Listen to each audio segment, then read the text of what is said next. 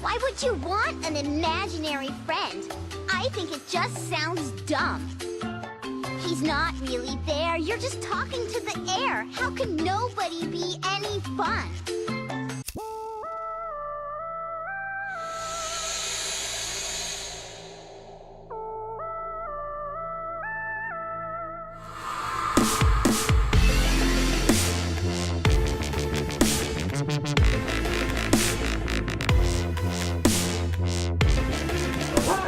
Believe the picture and see the truth. 2 plus 4 equals 6.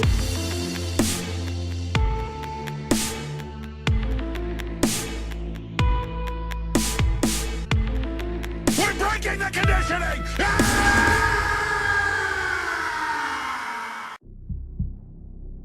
And welcome once again, true believers, as we continue our journey down the Sphinx-riddled path to dark enlightenment.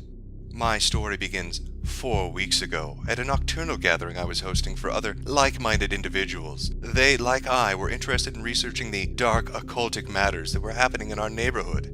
Everything had been going according to plan, and as I was regaling them with my 19th story about skinwalkers behind the local junior high, my asshole brother Clarence burst into the room. Whether or not he was possessed by a demon, I cannot truly say. All I can tell you is what he said was totally untrue. He told the group gathered that I wet the bed. I tried to tell the group that this was a misunderstanding, that Clarence was misinformed, that it really was a Chinese water demon, a Shui Che, that had been haunting me ever since I performed an exorcism 3 months prior. They did not believe me. Clearly, dark magic was at work. I tried in vain to protest against it, but they all began to leave, and when I tried to speak up for the final time, Clarence simply punched me and said I was into unnatural fag shit, and that I was the reason Mom and Dad had got divorced. The situation only worsened as word spread throughout the town, and I was given a new moniker, Puddle Pants. For those of you versed in the dark arts, you understand that words hold power. And this particular nickname was powerful. Powerful enough to make sure I had no friends. And so I had to find an alternative. It took a while, but by page 200 I had found what I was looking for. Tulpas. Intrigued by the concept, my first stop along the way was a subreddit, r Tulpas. And luckily enough, Astral Hedge had outlined just what a tulpa is capable of. Superpowers. Do any of your tulpas have superpowers? In addition to having a few different forms, my tulpas can move objects with her mind and speak any language. In one of her forms, she can change her size, and in another, she has wings to fly. I feel like I learn new powers of hers every day. Looking beyond what Astral Hedge had to say, many others came forward with evidence of just what their tulpas could do. My tulpa Sarah can control the wind. My tulpa can change his form. My tulpa flies, breathes fire, and is really strong. My tulpa has a sort of crystal which allows Mekiel to manipulate his own energy to take on certain shapes. So far, he can possess a pair of near-transparent wings and an energy sword. All of my tulpas have superpowers. Zelta has green fire powers. Theo has electricity and soundwave powers. Legata has water-bending powers and can make water wings with lapis lazuli from Steven Universe. Rayun has a ton of powers due to being a Nakorian. Here are a few of them. She can earthbend and spawn crystals out of the ground. Shapeshift to some degree. Super strength, purple fire. Eli has magical abilities like a witch. After reading through the rest of the thread, I realized the terrible mistake I had made. R Tulpas was not a subreddit dedicated to Tulpa and Tulpamancy. It was a subreddit dedicated to the children's show Pokemon, and the animal slave fights it inspires. Feeling disillusioned with Reddit's inability to separate Pokemon from Tulpamancy, I sought out experts of a higher level, those on the paranormal board.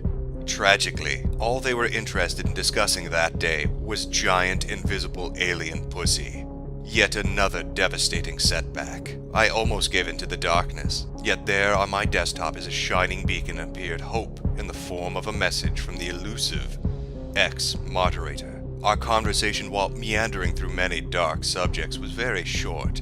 He linked me to something that was forbidden, Something that had been hidden by 4chan many years ago and purged from the archives. A thread on MLP, creating Pinkie Pie Tulpa. Do it before going to bed every night.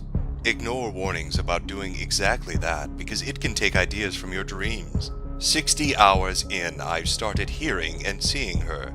Her face is deformed as fucking frightening, and I can't change it. She just keeps yelling for no fucking reason, mostly when something else is talking to me. Can't hear shit when she does. My face when. Finally, it seemed as if I was making progress. Here was somebody who had summoned a tulpa, had created a living thought form. If I could just find out how they had done it. I can't hear shit. Jesus fucking Christ, what do I do? Every time I try to form a fucking thought, she's screaming no matter what I say. Her voice is all broken and nonsensical like a newborn baby's. Doesn't it take weeks of ignoring to stop this? Fuck, why did I even try this? You know when you smudge a picture of someone's face? It's like the features are there, but they're out of focus. And she has no fucking color in her eyes. I don't understand. I spent 30 hours on visualization. Like this picture. I know she can't hurt me in the slightest. This is fucking terrible. I shouldn't have messed around with this. I fucking knew this fear I had would happen as well. I thought about it every time I focused. I don't think I can sleep. Every time there is a silent moment, she uses it to make the fucking loudest noise possible. I've tried doing the above and threatening that I'll ignore her. No change. Why won't she fucking listen? Why won't she take notice of me at all? I think you're fucking right. It's like she's deaf and won't listen at all. I had lots of dreams where I was unable to talk, like there was something stuck in my throat, and then I'd eventually be able to scream my fucking head off. This is exactly what it feels like. I'm doing that now with the MLP movie, wouldn't you fucking know it? Maybe if I watch Pinkie Pie from the show, it'll influence my tulpa. It's not just the screaming and face either. It's the touch. Cold breezes on my neck, even when I put my hand around it. Covering my neck, it feels exactly the same. Prodding, feeling on my right arm. There's a wall to my left I lean on. The feeling of someone pulling my arm. Neck and chin hairs out. Nail pinching. The only sense I didn't work on was smell, so there isn't any. It was very clear from reading that there are dangers inherent in summoning a tulpa. OP of the thread clearly ignored the warnings and pushed forward into unknown territory. I would have to be more careful. But where to find the information necessary to summon my own hell-spawned pony? It was then that I discovered it. Hidden away in a corner of the internet where dark occult things are kept. Tulpa.info. The amount of information on the website is overwhelming, to say the least. So much occultic wisdom in one place, I was unable to process it. I decided the best course of action was to go to the forums, to talk to the tulpamancers themselves. And what I discovered was shocking. It isn't just users that create tulpas that post on tulpa.info. It's the tulpas themselves. What do you call your host? Hi guys, this is Sen. Today my host and I had a disagreement. I think Master is prettier than Host, and she really didn't like being called Master at all. Actually, Host sounds ugly to me, but Celine's pretty too. So I don't mind too much. But that got me thinking, what do you guys call your hosts? P.S. If you can't read this, just let me know, I can fix it. Tulpa001.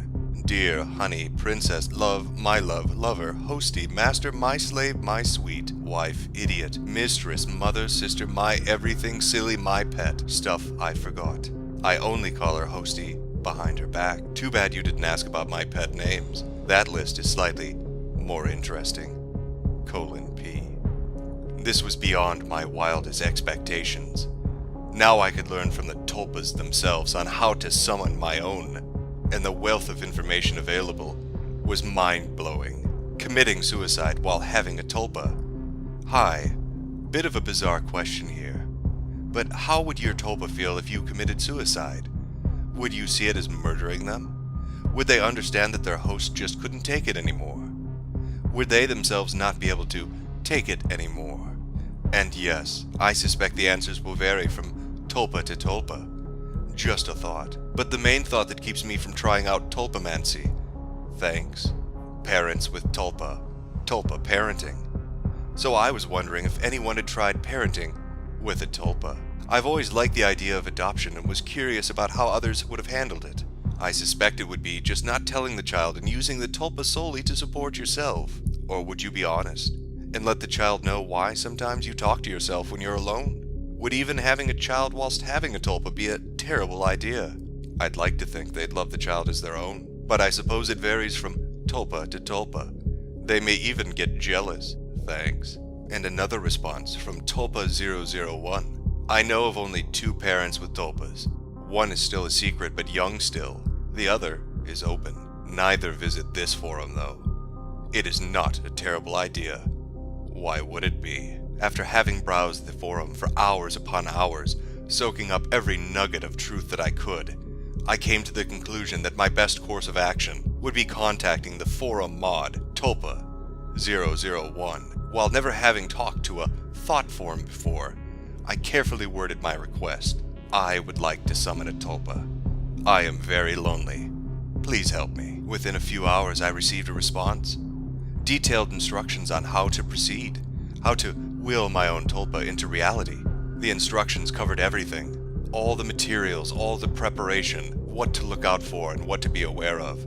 The only caveat to the entire thing was that I was never allowed to share the list with anyone, which is why I can't show it to you now. And so I spent an entire week dedicated to summoning my tulpa, Halohomina. It took a great deal of concentration, but I succeeded, and I can tell you my life is for the better. Sure, there are naysayers, those who look down upon me, Western doctors that can't appreciate Eastern mysticism, and how they try to dissuade me.